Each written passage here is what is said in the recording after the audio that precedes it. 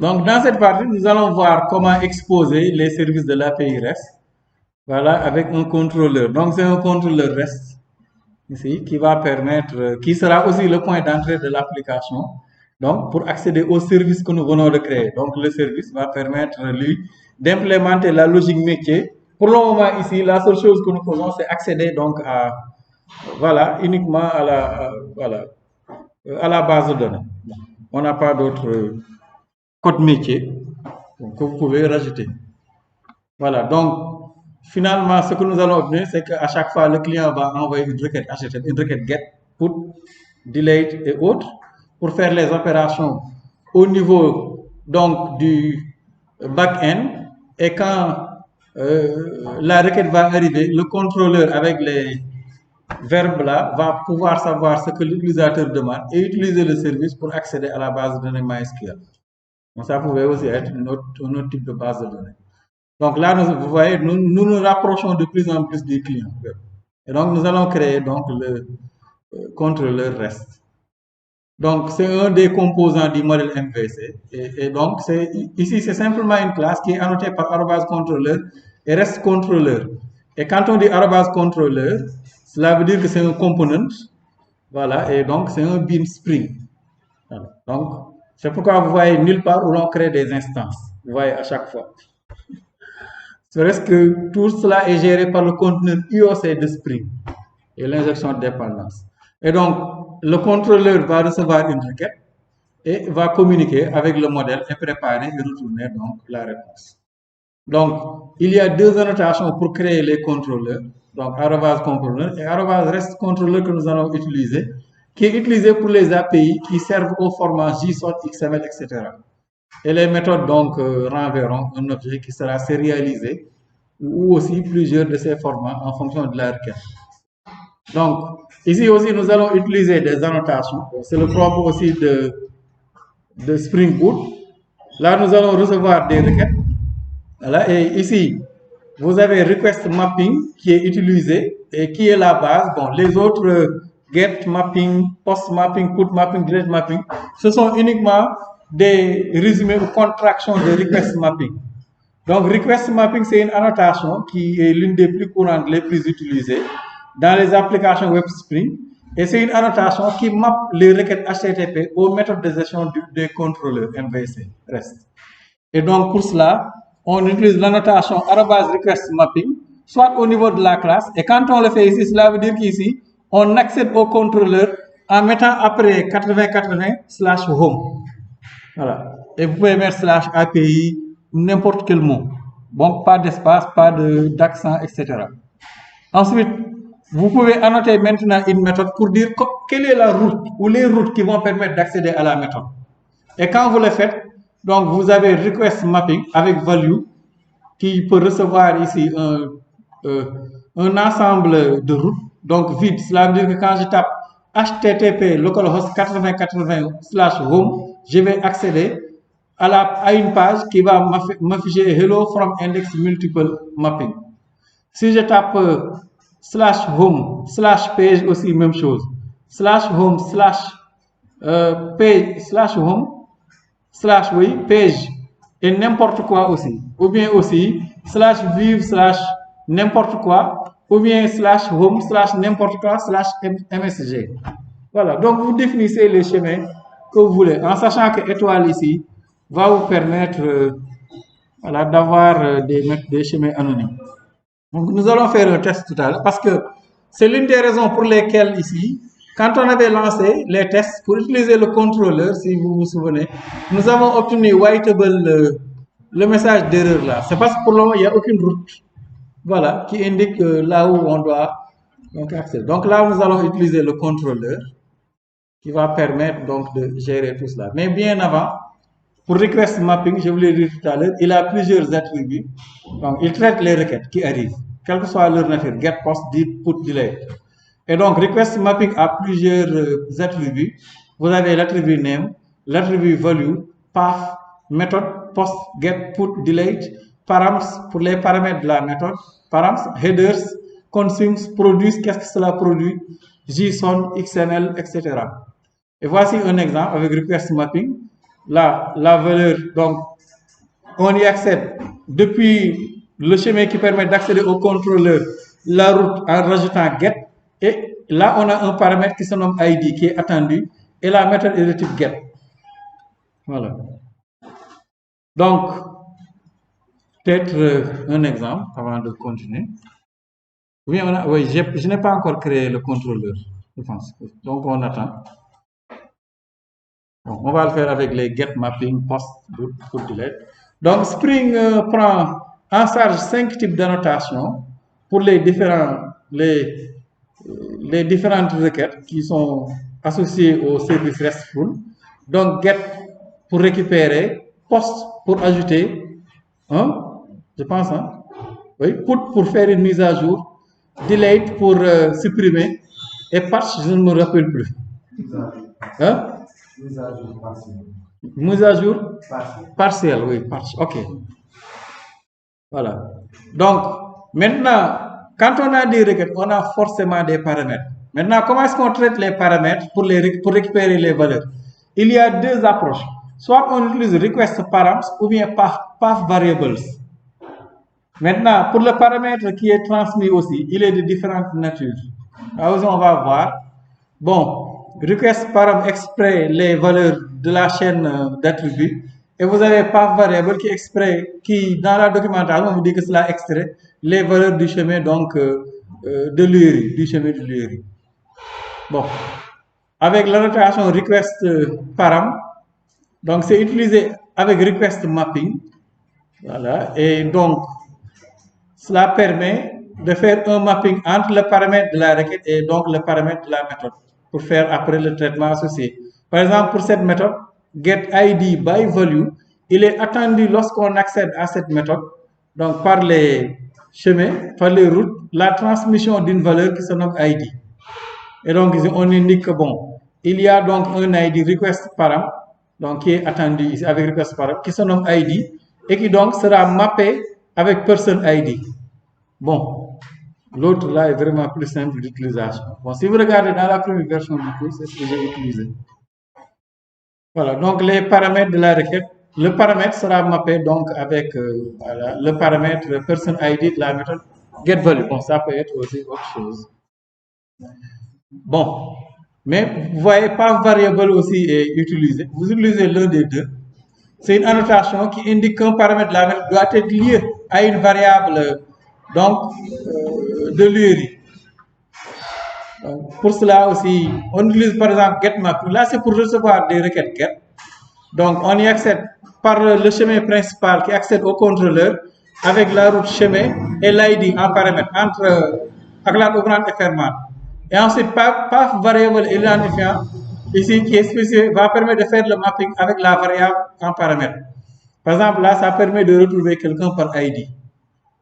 Et là, bon, on retourne, voilà, le rendez-vous qui a été récupéré simplement. Donc, getMapping maintenant, c'est une version de request mapping, mais avec la méthode get. Bon, c'est un raccourci qui est beaucoup plus court. Par exemple, quand vous écrivez getMapping to RD, ça va permettre de récupérer l'ensemble des rendez-vous. Donc, on écrira, dès que vous écrivez http localhost 8080 / s'il n'y a bon, aucun chemin principal to RV, il va aller ici, il va aller donc solliciter l'instance du service qui va récupérer tous les rendez-vous. Et là, on appelle la méthode getAllRV qui va aussi utiliser l'instance de repository pour aller donc faire la requête avec l'ORM qui récupère tous les NIP qui sont dans la table. Ensuite, on retourne simplement ici sous donc un format donné que nous allons voir ici le rendez-vous avec le statut pour dire que tout s'est bien passé. Vous avez un autre exemple ici avec un paramètre ici qui est récupéré et donc il faut que le nom là soit le même que le paramètre qui est passé. Donc vous avez aussi post mapping qui permet donc d'insérer un nouveau élément en général dans les API REST. Et donc c'est un raccourci de request mapping avec la méthode en paramètre méthode égale request méthode.post. Donc post mapping avec donc quand vous décorez une méthode avec post mapping, voilà, Donc, cela gère ça va permettre au contrôleur de gérer les requêtes qui arrivent avec la méthode POST. Et dès qu'une requête arrive et que vous avez demandé le chemin qui est spécifié, donc là le travail. Par exemple, ici, vous avez le code que nous allons voir tout à l'heure pour ajouter un rendez-vous. Donc, request body est utilisé quand on attend un paramètre à la place. Donc, soit vous utilisez, comment dire, request param ou request l'autre, ou path variable. Mais attention, request param, il n'y a pas de S ici, je me suis trompé. Et path variable, là, ne sont utilisés que quand on a des paramètres de type simple. Mais quand il s'agit d'un objet, il faut utiliser request body. Par exemple, ici, c'est parce qu'en paramètre ici, quand on ajoute, normalement, on envoie un objet JSON en général, ou bien un objet XML, bon, ça dépend de ce que vous utilisez. Et là, c'est un objet, c'est pas, voilà, un type simple. Et dans ce cas, on met request body. Et dans ce cas, il va mapper l'objet qui est reçu avec le paramètre qui se nomme RV de la méthode. Et donc là, on peut utiliser la méthode ajouter RV pour l'ajouter dans la base de données. Et voilà, on retourne ici response entity, voilà, avec le nouveau rendez-vous qui a été inséré.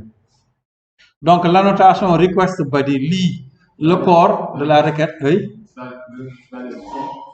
Les attributs, par exemple, request body. Oui. Oui. En fait, la requête arrive avec un objet de type rendez-vous. Maintenant, pour le récupérer, en paramètre ici, on annote simplement la méthode, le paramètre avec arrobase request body. Comme ça, il va faire le mapping entre l'objet qui est reçu et le paramètre de la méthode RV. Voilà. Il va comprendre que là, donc, c'est un paramètre, la valeur sera reçue en paramètre de la requête, ici de type post. Donc, nous allons maintenant, voilà, créer le contrôleur. Je commence à me fatiguer sur la voie même. Donc, on va créer le contrôleur et là, ça va nous permettre de terminer tout ce codage-là Spring Boot. Et donc, après passer à Angular, je pense qu'on pourra tout faire aujourd'hui. Et voilà. Donc, je vais aller créer le contrôleur. Donc, ici que j'ai nommé rendez-vous contrôleur. Donc, je retourne au niveau de mon projet. Bon, j'ai réduit. Voilà, je peux aussi fermer toutes les fenêtres là. Bon, je pense que je close all. Voilà. Et là, dans le dossier, dans le package principal, je vais créer une nouvelle classe. Voilà, que j'appelle rendez-vous contrôleur, ou l'appelez comme vous voulez. Je vais toujours des noms génériques qui me permettent de me retrouver plus facilement. Et là, pour organiser encore mon code, je vais mettre tous les contrôleurs dans un seul dossier, contrôleur. Le contrôleur. Donc, point contrôleur. Voilà. Donc, je vais mettre tous mes contrôleurs dans un seul package. Parce que vous pouvez aussi avoir plusieurs contrôleurs qui exposent voilà, une fonctionnalité de votre API ou de votre microservice. Bon, vous pouvez aussi les réunir en un seul. C'est simplement l'instance de service qui va être utilisée pour faire cette exposition-là. Vous voyez donc package controller et il se nomme rendez-vous controller. Voilà, finish. Voilà, et là, il va créer la classe voilà, qui est créée, rendez-vous contrôleur. Ensuite, donc, c'est un contrôleur. Nous allons donc simplement ici. Donc, pour que ça soit un contrôleur REST, il faut l'annoter avec arrobase REST contrôleur. Donc, si vous avez REST contrôleur, c'est bon. Oui. Hein?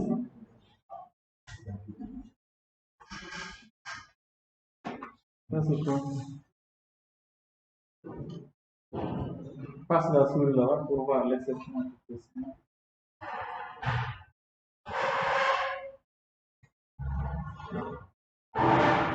J'ai pas vu. Là, c'est pas l'exception. Du point. C'est un truc là. Bon, c'est parce que la méthode n'existe pas. Et pourquoi tu as cassé rendez-vous Rico? Non, enlève ça. Bon, choisis. Tu n'as pas fait. Regarde les slides là. Annote là, le constructeur là avec arrobase AutoWire. Regarde le support. Tu n'as pas écrit le même code. Là, le transcripage là n'est pas nécessaire. Ensuite, request mapping pour simplement indiquer quel est le chemin à partir duquel on accède au contrôleur. Hein. La route. Voilà, et ici vous pouvez donc indiquer la route, voilà, ou bien un ensemble de routes, soit directement ou bien en passant par /rv ou bien /API. De toute façon, c'est l'API, vous dites voilà. Comment est-ce qu'on accède directement ici? Et là, on peut au moins faire un test. Je vais créer une méthode index ici, vous allez voir. Ah oui. Je retourne ici parce que je veux voir. Ok, string simplement quoi. D'accord. Donc public string. Je mets par exemple une méthode qui se nomme index et qui retourne. Là, c'est peut-être quand vous utiliserez les team leaf, etc. Moustache. Bon, return. Juste pour tester et voir que les choses vont changer. Par exemple, sur mon appli, ou bien sur mon backend. Voilà, et là je vais l'annoter avec getMapping. Et là, je mets simplement / pour dire qu'on y arrive directement. Que quand on demande HTTP localhost avec API, on entre là directement. Bon, on pouvait enlever API et on entrerait directement.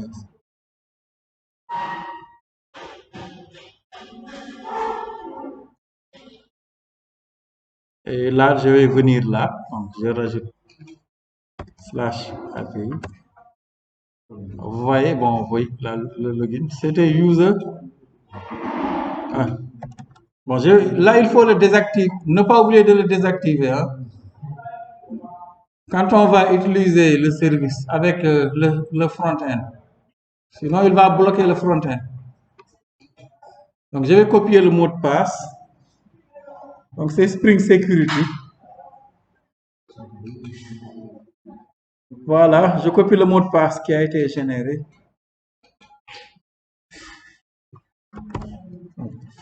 Pour ta question tout à l'heure, on l'avait utilisé ce matin. C'est juste quand vous mettez Spring Security dans les dépendances. Et voilà, vous voyez, bienvenue sur mon backend. Simplement. Bon, vous pouvez aussi ne pas mettre, par exemple, je le commande. Je l'enlève pour le moment. Et vous allez voir que directement, quand vous arrivez, HTTP localhost directement normalement, bon, sauf erreur, voilà, c'est l'index. Vous voyez, HTTP localhost. Donc, ce sont presque les mêmes systèmes que les routes que nous avons vues dans Angular. Donc, vous pouvez donc, voilà, faire. Mais néanmoins, bon, je reprends la structure avec l'API. Je peux le laisser aussi. Donc, le rôle de ce contrôleur-là, c'est d'exposer les services et les ressources que mon API offre, simplement. Et ici, mon service ne permet que, pour le moment, de manipuler une base de données. C'est le code métier que j'ai là-bas. Je n'ai pas autre chose. Bon, ça dépend de l'application. Et là, vous rajoutez tout le reste du code Java, etc., du traitement à effectuer. Donc, dans un premier temps, nous allons simplement, donc ici, il faut, c'est vrai, donc un constructeur, voilà. Ensuite, donc, il faut une instance de service rendez-vous. Je ne sais pas pourquoi je ne l'ai pas, j'espère que je ne l'ai pas, je n'ai pas effacé automatiquement @AutoWire. Peut-être que ce n'est pas obligatoire. Ok, donc je vais créer ici une instance du service de rendez-vous que j'avais créé tout à l'heure. Comment il s'appelle encore? Service rendez-vous, je pense. Hein.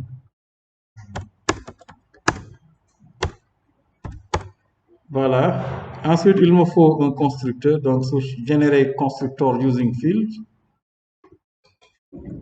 Voilà, je ne sais même pas. Maintenant, je me demande pourquoi je n'ai pas mis auto. Bon, on va tester en espérant que ça ne va pas poser de problème.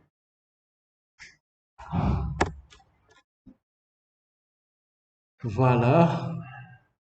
Ok. Ensuite, maintenant, une fois ceci fait, il faut implémenter vos méthodes qui vont exposer voilà, les ressources avec les méthodes, différentes méthodes. Ici, la première méthode, c'est une méthode qui retourne tous les rendez-vous. Donc, pour cela, donc j'ai implémenté une méthode getAllRV donc qui retourne quoi? Bon, response entity. Donc, response entity, je pense que je vous l'ai dit. Response entity, c'est simplement un objet qui représente la réponse HTTP avec les entêtes corps et état. Parce que aussi, c'est une requête HTTP. En retour, on attend une réponse à HTTP. C'est pourquoi vous avez response entity à chaque fois ici. C'est pour former la réponse. Donc, public.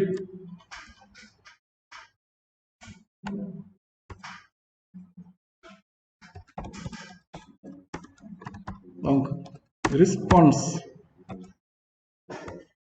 Bon, vous pouvez même mettre void là-bas qui attend donc une liste de rendez-vous.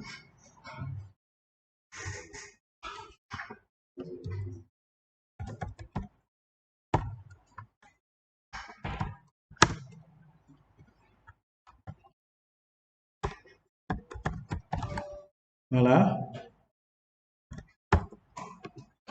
Donc, par exemple, on l'appelle get all RVS. Bon. De toute façon, ici, le nom de la méthode importe peu. C'est sur l'annotation qui compte. Donc, ces noms de méthode, bon, on va presque pas jamais les utiliser. Donc, pourquoi il me...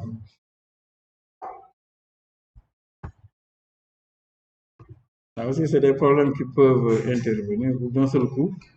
Il y a une classe qui existe et il va vous dire, voilà, créer des problèmes. Dire qu'il ne voit pas la classe. Bon, dans ce cas, on effectue l'import. Je vais simplement aller, vous voyez, pourtant il l'a vu. Vraiment bizarre. Bon, je vais prendre le chemin et je vais l'importer. Bon, ça aussi, c'est des petits trucs là. Donc, class not found exception. Donc, je fais un import.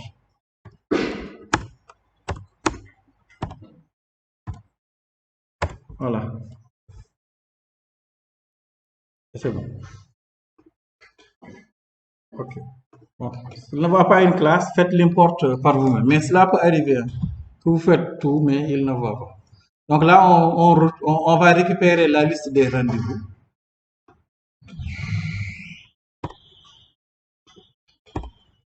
Donc, RVS. Et là, on accède par l'intermédiaire. L'instance, ça se nomme comment? Regardez, j'ai nommé l'instance par le même nom que le paramètre. Donc, oh là là, je vais arrêter l'exécution. Voilà, pour être tranquille. Sinon, à chaque fois, je fais des contrôles S tout le temps. Donc, service. Voilà, point. Et là, on a la méthode getAllRVS. Et c'est bon. Donc, ici, il faut importer liste de java.util. Ne vous trompez pas de classe. Ensuite, pour retourner maintenant la réponse à la requête, vous faites return. Voilà, et là, il retourne une response entity avec un paramètre la requête, un paramètre la valeur response entity. Voilà. Donc, sous forme de collection de rendez-vous. Et il reçoit en paramètre la collection retournée et un état. Donc, http status.ok pour dire que, donc, code 200, tout s'est bien passé. Voilà. Et là, on a exposé une des méthodes, une des ressources qui renvoie tous les rendez-vous. Et là, on peut le tester et voir qu'on a tous les rendez-vous. Maintenant, bon, oui, il faut l'annoter. Donc, vous avez la même annotation. Get mapping, c'est une requête get. Faites CTRL V. Et là, bon, il faut l'identifier. Par exemple, on le nomme. Bon, vous lui donnez un nom. Par exemple, ici, get RVS. Vous pouvez l'appeler comme vous voulez. C'est juste un nom. Et là, après exécuter et rajouter simplement /API /get RVS, il va aller récupérer tous les rendez-vous qui seront dans la base de données. Mais pour le moment, bon, il n'y a rien. Hein. Mais on teste au moins le chemin. Donc pour cela, je vais réexécuter. Voilà. Et vérifier aussi qu'il n'y a aucune erreur. Voilà, vous voyez. Ah, problème. Ceci-là, qu'est-ce qu'il dit? Paramètre 0 of constructor. Rendez-vous controller required. Bon, je l'ai enlevé.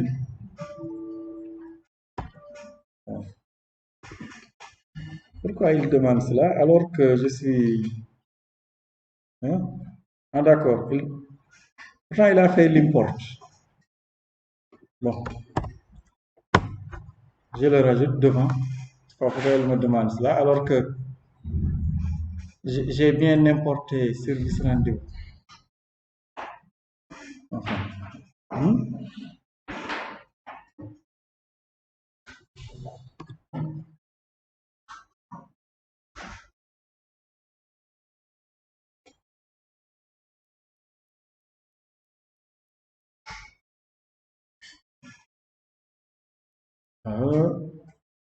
Il y a des problèmes de...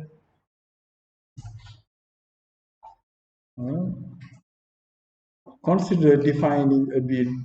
Ah, oui, je ne l'ai pas annoté. J'ai oublié tout à l'heure. Mettez @service. C'est vrai, j'ai oublié. N'oubliez pas d'annoter la classe avec @service. Je l'ai oublié tout à l'heure. Hein. Que ça soit un service. C'est ça qui posait problème. Je l'avais oublié. Hein, pas. Il faut annoter la classe service avec @service. Tout à l'heure, je l'ai oublié. Que cela soit un service, un bin, un composant, un component. Donc, n'oubliez pas de retourner au niveau de service rendez-vous et de l'annoter avec @service. OK. Donc, run as Spring Boot. Okay, en principe. Donc, on peut enlever même ça. Normalement, si tout se passe bien. Oui, c'est bon. Il l'a déployé. Et donc, c'est /API /get RVS. Bon, après, on ira dans Postman API /get RVS. Voilà, qui retourne rien, vous voyez un tableau vide. Au moins, cela montre que cela fonctionne. Et si vous ne voyez aucune trace d'erreur, regardez ici, il a exécuté avec Hibernate une requête select rendez-vous, etc. Donc là, ça montre au moins que je n'ai aucune exception et que ce que j'ai implémenté, donc aussi bien du point de vue du service que du repo, que l'interrogation de la base de données, que là, tout ce chemin-là fonctionne. Et c'est rassurant. Voilà. Maintenant, nous allons voir après comment... Ensuite, il nous faut implémenter les autres méthodes. Donc, n'oubliez pas, allez dans le service. On l'avait oublié, j'avais oublié tout à l'heure de l'annoter avec arobase service. Après la création, il faut l'annoter avec arobase service. La classe entité, bon, on peut la fermer. Bon, je pense que voilà, ça aussi on peut enlever ce qu'il y a devant, ça ne sert à rien. Voilà, ok, c'est bon. Et là, le bin est automatiquement créé et injecté ici. C'est pourquoi j'ai hésité même pour mettre arobase autowire, ce n'est pas nécessaire. Ok, donc après cette méthode, on rajoute donc une méthode qui permet de chercher un rendez-vous par ID, c'est ce que nous avons ici. Donc, chercher RV by ID et qui retourne toujours une réponse entière. Donc, je copie le même code que je colle ici et je vais le modifier. Donc, chercher, donc, moi je l'ai appelé chercher. Donc, chercher slash et qui reçoit un paramètre, l'ID du rendez-vous que l'on recherche dans la table de la base de données. Voilà. Donc là, on retourne un rendez-vous, donc pas une liste de rendez-vous. Normalement, l'ID est unique. Et là, on appelle donc chercher.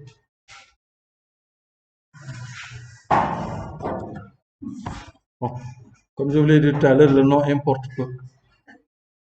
Donc, arrobase path variable, il reçoit ID. Et donc, long ID. Ok. Et donc, on utilise donc la méthode du service. Donc ici, on ne retrouve pas une liste de rendez-vous, mais un rendez-vous RV. Voilà, donc service rendez-vous point. Comment on l'avait appelé même? Trouver rendez-vous by ID et ID. Et donc, on retourne ici un rendez-vous avec donc le statut OK. Tout simplement. Là, il exécute et là, on peut voir qu'il n'y a aucune exception et que ça passe comme il le faut. De la même manière aussi, on va implémenter la méthode supprimer. Donc, je copie le même code, je colle et je vais simplement modifier. Maintenant, pour supprimer c'est aussi get. Non, c'est delete. Hein? C'est delete mapping au lieu de get mapping. Donc, delete mapping, donc supprimer. Voilà, et qui va permettre donc de supprimer la personne par l'intermédiaire de son ID. Donc, ici, supprimer RV. Donc, j'ai en paramètre l'ID de l'élément à supprimer. Donc, quand il retourne rien du tout, c'est pas la peine. Bien bon. Donc, void ici, c'est pas la peine de retourner quelque chose. Bon, vous pouvez aussi. Voilà, donc, delay, c'est comment supprimer, comment je l'avais nommé dans le. Voilà, supprimer RV by ID. Tout simplement. Et quand vous l'appellerez, le rendez-vous que vous aurez spécifié sera supprimé de la table de la base de données qui correspond à l'entité rendez-vous. Donc, on a maintenant cherché, read, delete, maintenant mettre à jour. Pour la mise à jour, bon, il faut naturellement lui passer, ou bien ajouter d'abord. Donc, ajouter, bon, il faut lui passer en paramètre un rendez-vous par l'intermédiaire du request body. Donc, ajouter, et là, est-ce qu'on retourne une entité? Donc, je copie le premier code.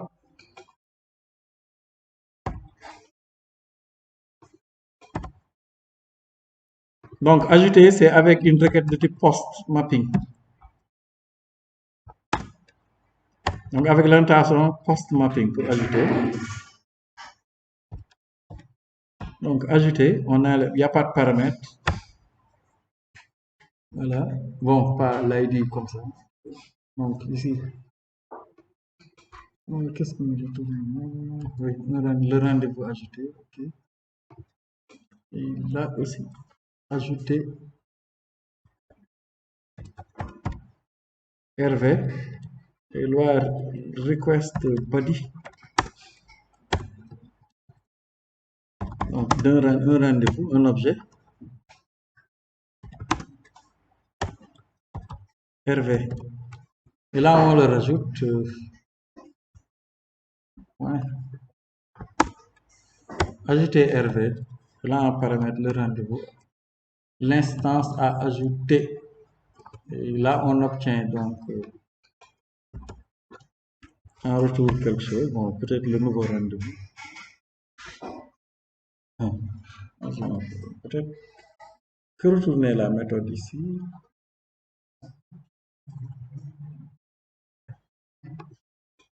Et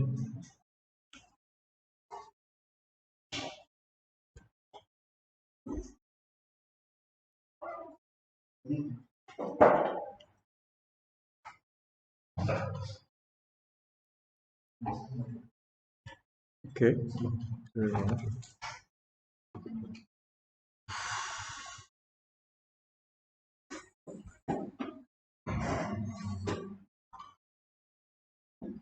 Dans le service, la méthode ajoutée que j'avais implémentée,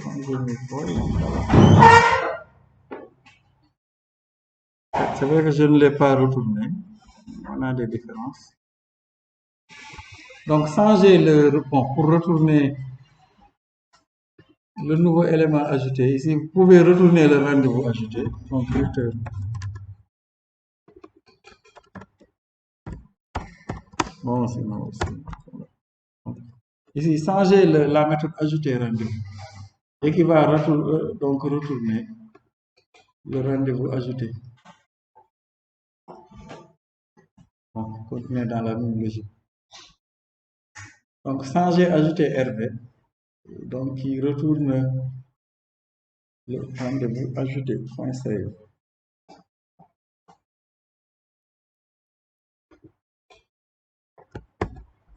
Voilà. Donc, pour la méthode ajoutée, donc on a cherché, supprimer, ajouter. Il ne reste que la mise à jour en principe. Voilà. Donc, update. La requête de type put. Donc, je copie.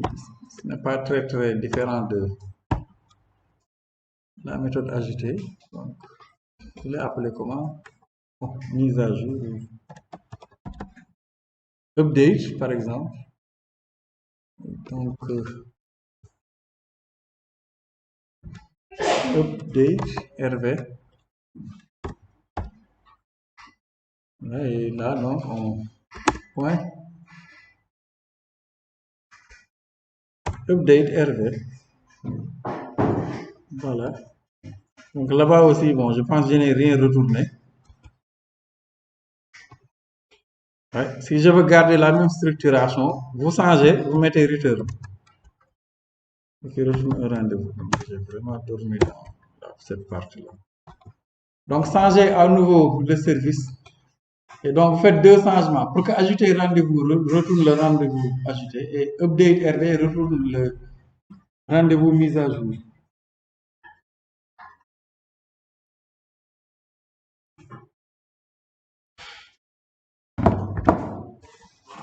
Ok.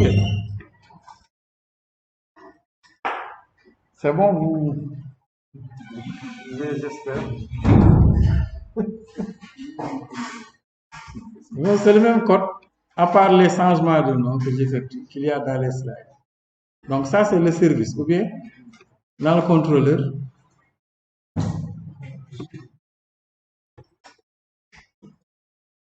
ok, donc voilà le code de supprimer.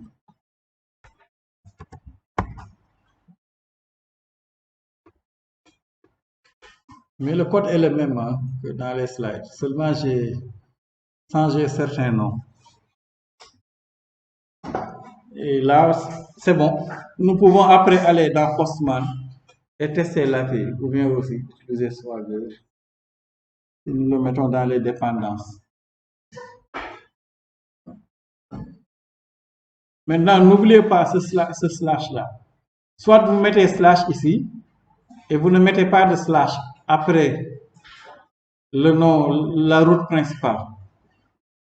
Bon, je pense que ça pose problème, mais essayez. Ici, des fois, on est sûr de rien. Bon, vous pouvez aussi appeler la méthode là, getRVS, getAllRV ici, pour afficher tous les rendez-vous, ou bien rajouter, dire que quand on appelle aussi le chemin principal, on affiche tous les rendez-vous.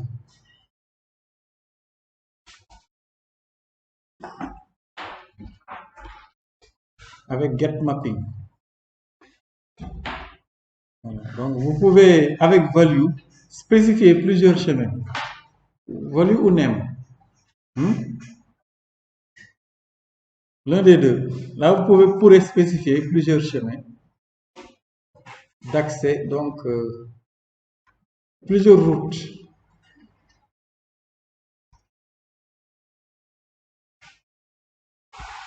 C'est avec value, voilà. Vous pouvez spécifier plusieurs routes. De ce fait aussi, la route principale va aussi aller permettre, donc value 1.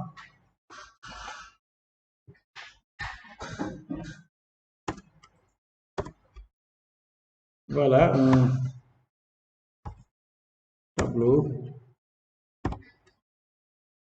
Voilà, dire que aussi, bon, peut-être pour enlever là, que quand on demande le chemin principal aussi, bon, voilà, donc comme cela, je pourrais enlever ou commenter cette partie-là. Pour dire que par défaut, dès qu'on arrive dans la page d'accueil aussi, on affiche l'ensemble des rendez-vous. Quand on demande le chemin avec slash, au lieu de mettre getRVS.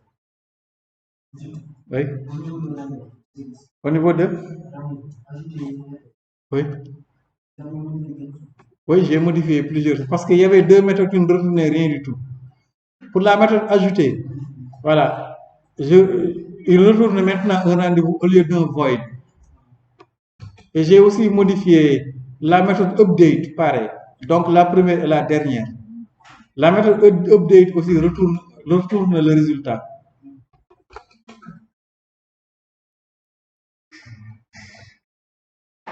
Bon, c'est pour rester dans la même logique que ce que j'avais implémenté. Parce que des fois, dès qu'on s'en écarte, on rencontre des choses assez bizarres.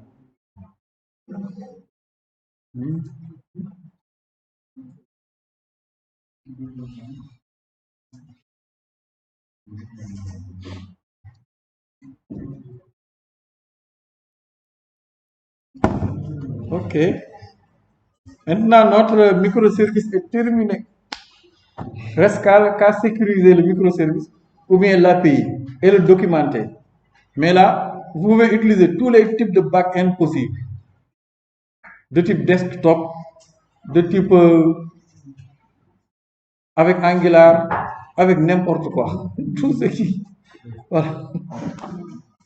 Tout ce qui est front, front, maintenant on peut l'utiliser avec comme back-end notre application Spring Boot. Et là, l'application est là, hein. Même si vous pouvez aller regarder au niveau de Target.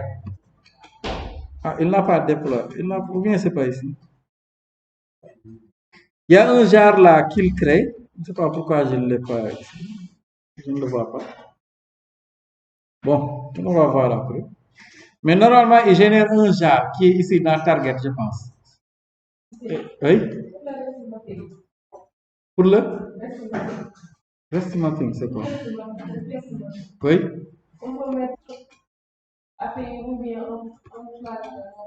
Là, vous mettez le nom que vous voulez. Dans le support, j'ai mis RV. J'ai simplement mis slash API, mais vous pouvez mettre RV, comme dans le support de cours, ou bien slash mben. Bon. Slash Fatou Seri. C'est simplement la route principale. Vous pouvez aussi ne rien mettre, et dans ce cas, on y accède Voilà, juste après le numéro de port. Mais des fois, il se peut que vous ayez plusieurs contrôleurs. Et dans ce cas, on identifie le chemin pour chaque contrôleur. Et le mieux, c'est d'avoir un contrôleur unique. Et là, vous injectez l'ensemble, le service qui accède à l'ensemble, à tout ce qui est code, bon, fonctionnalité métier.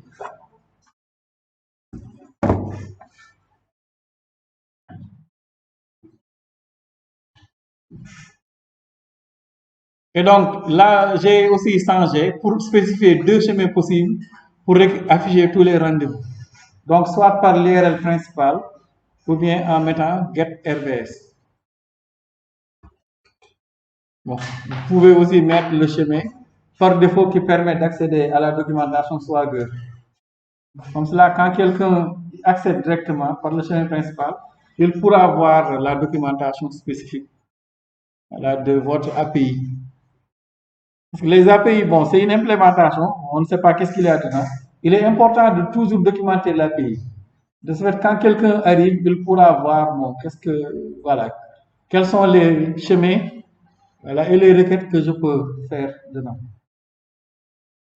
C'est pourquoi il y a la partie Swagger que j'ai tenu à ajouter. Mais là, donc, le codage du back-end est terminé, sauf Spring Security.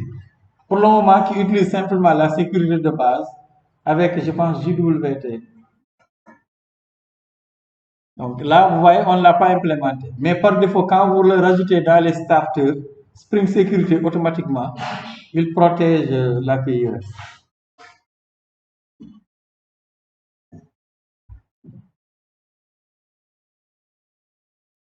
Ok, c'est bon.